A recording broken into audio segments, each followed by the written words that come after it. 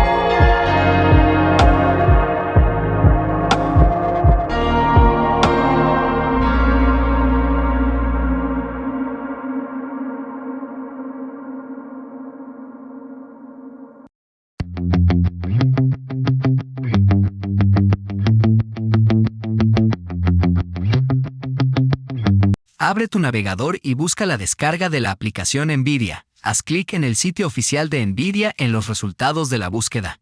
Una vez en el sitio web, haz clic en Descargar para obtener el instalador. Cuando se complete la descarga, abre el archivo y sigue las instrucciones para instalarlo. Acepta los términos y condiciones, y la aplicación se instalará automáticamente en tu computadora. Cuando se te solicite, elige entre Game Ready Driver o Studio Driver, según tus necesidades, y haz clic en Siguiente. Finalmente, haz clic en Listo. Y eso es todo.